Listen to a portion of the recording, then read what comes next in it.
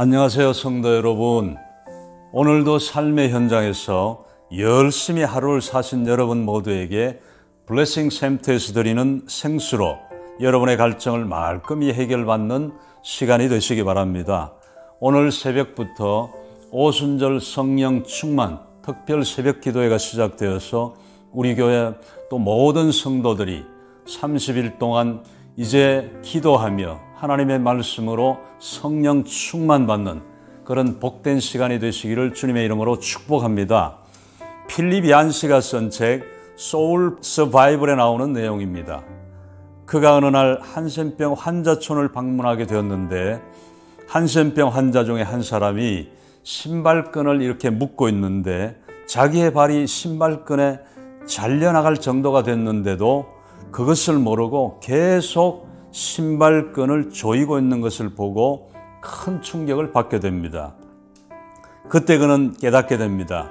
한센병 환자들에게는 고통을 느낄 수 있다는 것이 선물이구나.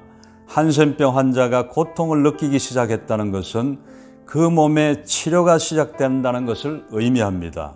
그래서 한센병 환자들이 가장 원하는 것은 고통을 느낄 수 있는 감각입니다. 그분들에게는 고통이 곧 선물이 되는 것입니다. 우리 주변에는 영적인 한센병 환자와 같은 사람들이 많습니다.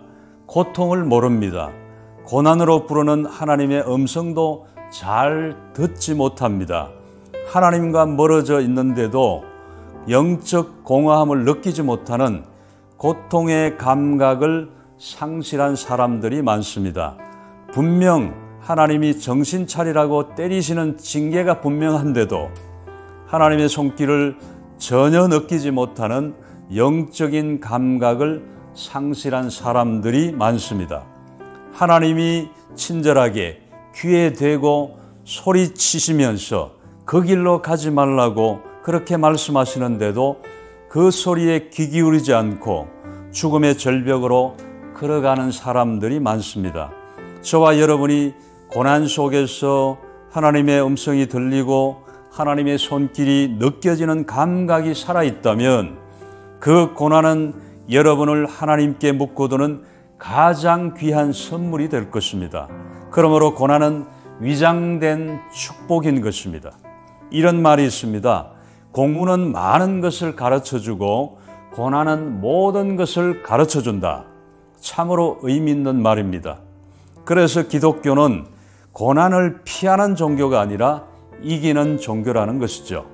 여러분이 만약 고난을 피하기 위해서 예수님을 믿었다면 실망하실 것입니다.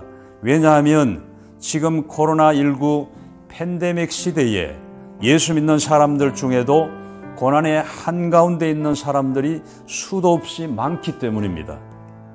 그러므로 고난을 피하기 위해서 예수님을 택하셨다면 잘못된 선택입니다. 하지만 고난을 이기기 위해 예수님을 믿고 있다면 아주 탁월한 선택을 하신 것입니다. 왜냐하면 성경은 고난을 피하는 방법이 아닌 이기는 법을 가르쳐주고 있기 때문입니다. 말씀을 봅니다.